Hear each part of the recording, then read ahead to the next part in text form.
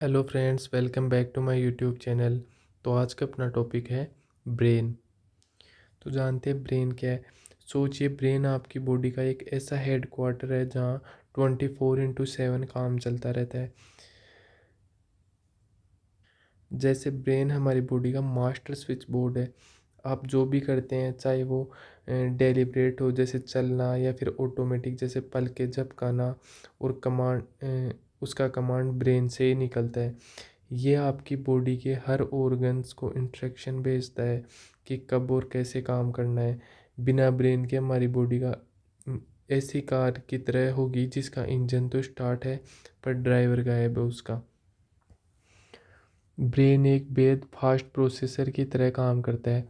इसका काम है डेटा को रिसीव करना और उस पर एक्शन लेना। इनपुट हमारी जैसे आंखें, कान और स्किन को बाहर की इंफॉर्मेशन कलेक्ट करते हैं। जैसे बाहर से देखना, आंखें देखती हैं, स्किन सेंस करती है।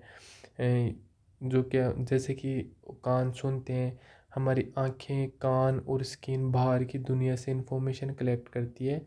ब्रेन उस इंफॉर्मेशन को डिकोड करता है। एग्जांपल, ये आवाज़ मेरे दोस्त की है, ये मेरा दोस्त है, मेरे को किसने छुआ।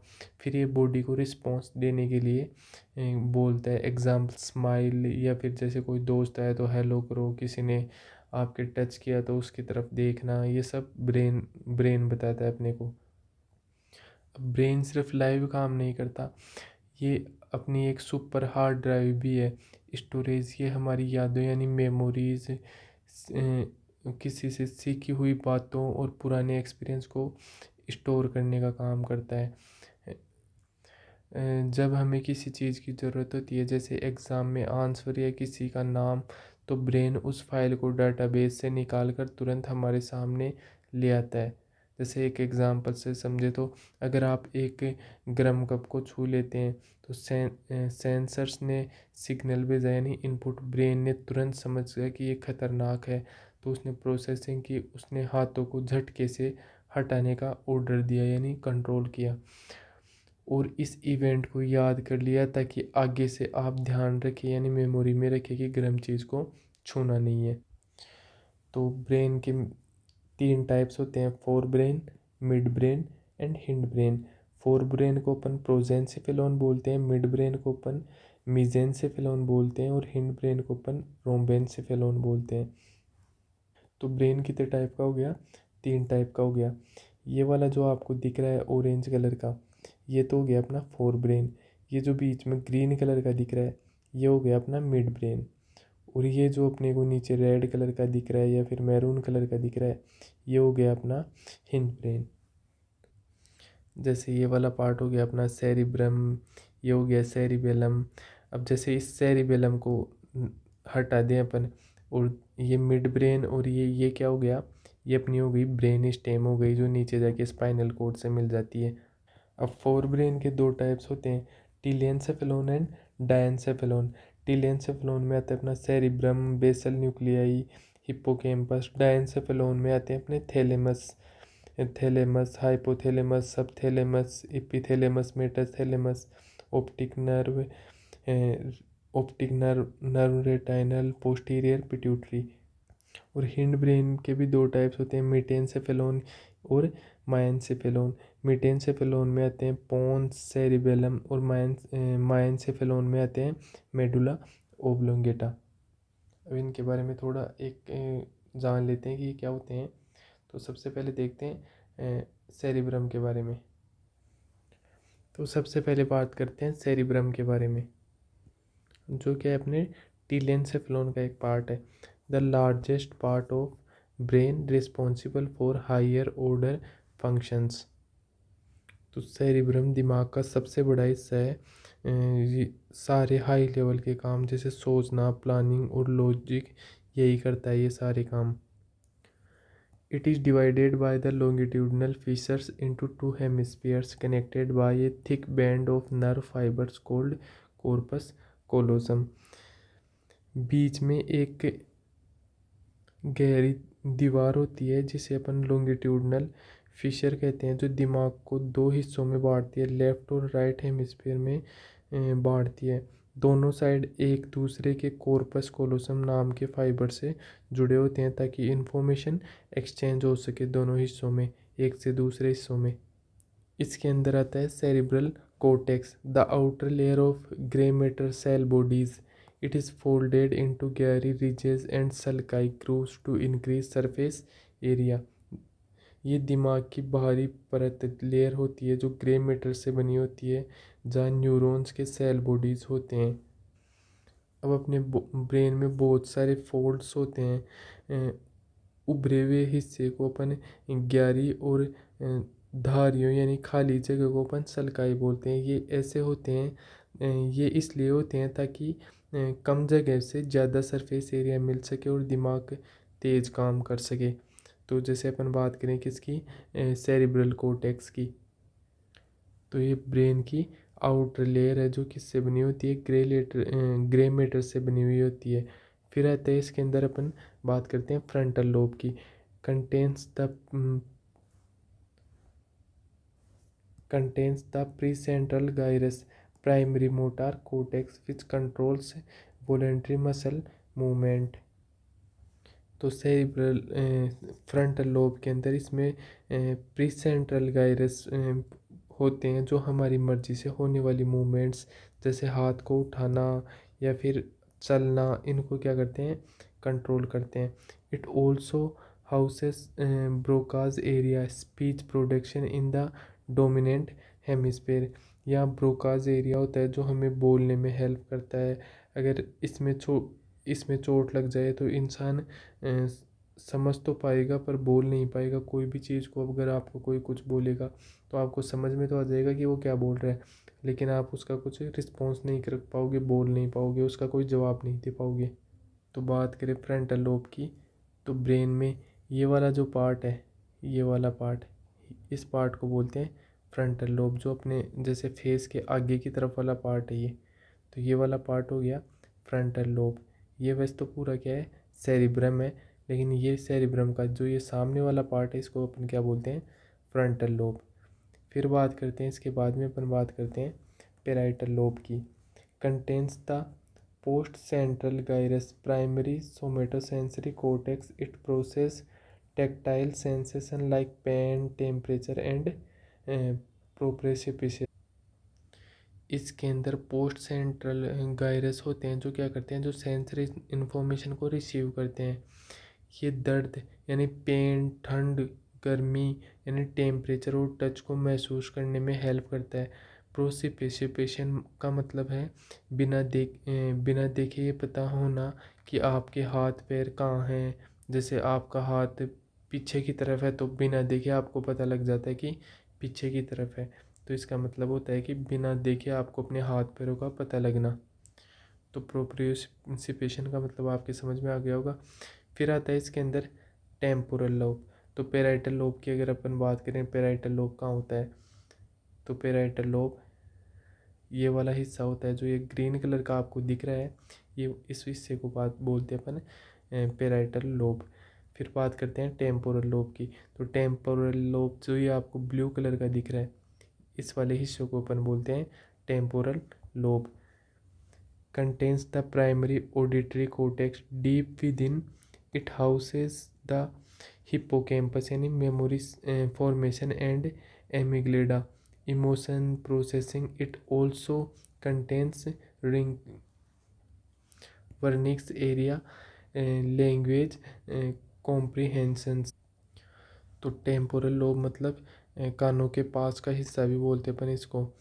कंटेन्स प्राइमरी ऑडिटरी कोर्टेक्स मतलब ये सुनने यानी हेयरिंग के लिए जिम्मेदार होता है। Deep within it houses the hippocampus memory formation या फिर एमिग्लेडा इमोशन प्रोसेसिंग। इसके अंदर गहराई में हिप्पोकैम्पस होता है जो यादें यानी अपनी मेमोरी बनाता है, और एमिग्लेडा होता है जो गुस्सा या फिर डर जैसे इमोशंस को हैंडल करता है। It also contain Wernicke's area language comprehension. ये वर्निक्स एरिया होता है, यहाँ वर्निक्स एरिया होता है जो भाषा को समझने में मदद करता है। अपनी कोई भी लैंग्वेज में अपने से बात कर रहा है उसको अपने को समझने में हेल्प करता है। फिर आता है अपना ओसिपिटल लोब। ओसिपिटल लोब कहाँ प्रेजेंट होता है, अपने पीछे की साइड प्रेजेंट होता है। ओसिपिटल लोब कहाँ प्रेजेंट रहेगा, पीछे की साइड प्रेजेंट रहेगा। Dedicated to receive and interpreting visual stimuli. Occipital lobe का सिर्फ एक ही मेन काम है, देखना। आंखों से जो सिग्नल्स आते हैं उन्हें ये लोब्स इमेज में बदलता है, ताकि हम देख सके सामने जो भी कोई चीज़ है उसको अपन देख पाते हैं, समझ पाते हैं कि ये चीज़ क्या है। वो कौन से हिस्से से कंट्रोल होता है, ओसिपिटल लोब से। फिर इसके बाद में बात करते हैं डायनसेफेलॉन की। तो डायनसेफेलॉन भी अपने फोर ब्रेन का ही टाइप है। Located between the cerebrum and the brain stem surrounding the third ventricle. ये सेरिब्रम के ऊपर का बड़ा हिस्सा है और ब्रेन स्टेम के नीचे का हिस्सा है। इसके ये सेरिब्रम और ब्रेन स्टेम के बीच में होता है और थर्ड वेंट्रिकल यानी ब्रेन की एक कैविटी को सराउंडिंग करता है, यानी उसके चारों तरफ रहता है। इसमें आता है thalamus, often called the relay station. All sensory pathway except olfaction synapse here before being projected to the cerebral cortex. It filters the protolized sensory information. Relay station, इसे दिमाग का रिले स्टेशन कहा जाता है क्योंकि सारी सेंसरी सिग्नल्स जैसे touch, test, hearing पहले यहाँ आते हैं। फिर आता है इसके अंदर क्या अपना ओल्फेक्शन। एक्सेप्ट ओल्फेक्शन, सिर्फ ओल्फेक्शन यानी सूंघने की शक्ति एक ऐसी सेंस है जो थैलेमस से होकर नहीं गुजरती। फिर आते हैं इसके अंदर प्रोजेक्शन। तो सेरिब्रल क्या थैलेमस इन सिग्नल को सेरिब्रल कोर्टेक्स तक भेजता है। फिल्टरिंग, ये सेंसरी इंफॉर्मेशन को फिल्टर और प्रायोरिटाइज करता है ताकि दिमाग सिर्फ ज़रूरी चीज़ों पर ध्यान दे सके। फिर आता है डायंसेफेलॉन में जैसे hypothalamus, the primary link between the nervous system and the endocrine system. ये नर्वस सिस्टम और एंडोक्राइन सिस्टम के बीच का मेन कनेक्शन है। It control the autonomic nervous system ANS and pituitary gland. ये ऑटोनोमिक नर्वस सिस्टम और pituitary gland यानी master gland को control करता है। इट रेगुलेट होम्योस्टेसिस, ये शरीर का बैलेंस होम्योस्टेसिस बनाने में हेल्प करता है। बॉडी टेम्परेचर, शरीर का तापमान कंट्रोल करना। ओस्मोलरिटी, मतलब प्यास लगना और पानी का बैलेंस बनाए रखने का काम करता है। सर्काडियन रिदम्स, बॉडी की इंटरनल क्लॉक है ये। एंड स्टेट, मतलब पेट भरने का एहसास या फिर भूख लगने की फीलिंग भी यहाँ से ही कंट्रोल होती है। फिर आता है इसके अंदर epithalamus, contain the pineal gland which secrete melatonin to regulate sleep wake cycles. इसमें क्या होती है, पीनियल ग्लैंड होती है। मेलेटोनिन, मतलब ये ग्लैंड मेलेटोनिन नाम के हार्मोन निकालती है जो हमारे स्लीप वेक साइकिल यानी सोने और जागने का वक्त को रेगुलेट करता है। फिर बात करते हैं थर्ड टाइप की जिसको अपन बोलते हैं ब्रेन स्टेम। तो ब्रेन स्टेम क्या है देखते हैं। This is the connection between the spinal cord and the upper brain. It contains nuclei for most cranial nerves 3rd to 12th। ये स्पाइनल कोड और ऊपर के दिमाग को जोड़ने वाला पॉइंट है। इसमें 12 में से 10 क्रेनियल नर्व्स के पॉइंट्स न्यूक्लियाई होते हैं। इसके अंदर आता है अपना मिड ब्रेन जिसको अपन मेसेंसेफेलॉन बोलते हैं। Contain the corpora corpora quadrigemina, इसमें कॉर्पोरा क्वाड्रिजेमिना होता है। Superior colliculi for visual reflexes and inferior colliculi for auditory reflexes. Superior colliculi देखने के रिफ्लेक्स विजुअल रिफ्लेक्स के लिए होते हैं और इन्फीरियर कोल्कुलाई सुनने की रिफ्लेक्स यानी ऑडिटरी रिफ्लेक्स के लिए होते हैं। And the substantia nigra, dopamine production for motor control. इसमें सब्सटेंसिया नाइग्रा होता है जो डोपामिन बनाता है। ये बॉडी की मूवमेंट मोटार कंट्रोल के लिए ज़रूरी होता है। फिर आता है इसके अंदर pons act as a bridge between the cerebrum and cerebellum. ये सेरिब्रम और सेरिबेलम के बीच एक पुल यानी ब्रिज की तरह काम करता है। It contains the pneumotaxic and apneustic centers that help regulate the rate and depth of breathing। इसमें न्यूमोटॉक्सिक और एपनेस्टिक सेंटर होते हैं जो हमारी सांस लेने की रफ्तार यानी रेट को डेप्थ को कंट्रोल करते हैं। फिर आता है इसमें medulla oblongata the most vital part of the brain. It contains cardiac centre, vasomotor centre, respiratory centre, reflex centres. तो कार्डियक सेंटर क्या होता है, दिल की धड़कन यानी हार्ट रेट को कंट्रोल करता है ये। Vasomotor centre regulate blood pressure by controlling vessels diameter. Blood pressure control करता है। Medulla oblongata blood pressure control करने में भी हेल्प करता है। Respiratory centre set the basic rhythm of breathing, सांस लेने की बेसिक रिदम को सेट करता है। Reflex centre for vomiting, coughing, sneezing and swallowing. उल्टी, खांसी, छींकना और स्वेलोविंग यानी निगलने जैसी चीज़ों को कंट्रोल करता है कौन, मेडुला ओब्लोंगेटा। फिर इसके बाद में आता है अपना सेरिबेलम। तो सेरिबेलम जो अपने मेटेनसेफेलोन यानी हिंड ब्रेन के मेटेनसेफेलोन के अंदर आता है अपना cerebellum, located posterior to the pons and medulla. ये दिमाग के पिछले हिस्से में पोन्स और मेडुला के पीछे होता है। बात करें इसके स्ट्रक्चर की तो it consist of 2 hemisphere and A centre vermis harbour Vite the internal white matter that look like a tree. इसमें 2 हेमिस्फीयर और एक सेंट्रल वर्मिश होता है। इसके अंदर का वाइट मैटर एक अपने को पेड़ की तरह, ट्री की तरह दिखाई देता है, जिसे अपन क्या बोलते हैं, एर्बोरविटाई बोलते हैं। फिर बात करते हैं इसके फंक्शन की। It does not initiate movement but fine tunes it.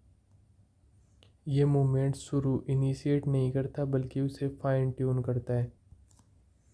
It ensures coordination, maintains equilibrium, balance and regulate muscle tone। ये मसल टोन को रेगुलेट करने का काम करता है। It compares intended movement with the actual body position to make real time corrections. ये intended movement यानी जो आप करना चाहते हैं, एक्चुअल बॉडी पोजीशंस को कंपेयर करके रियल टाइम में गलतियां ठीक करने का काम करता है कौन, अपना सेरिबेलम।